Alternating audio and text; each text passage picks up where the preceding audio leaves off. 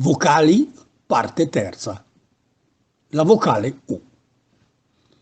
Si pronuncia come in francese lune, luna, allure, andatura, oppure come in tedesco die Lüge, bugia.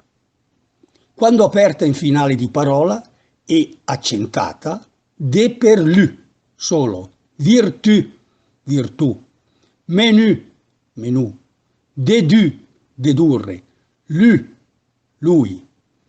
Quando sostiene una consonante lunga, fuse, fuso, mur, muro, dur, duro.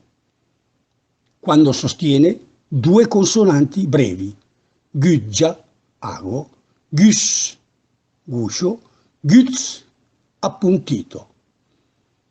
La U si pronuncia invece come la U italiana quando è preceduta dalla G o dalla Q e seguita da una vocale.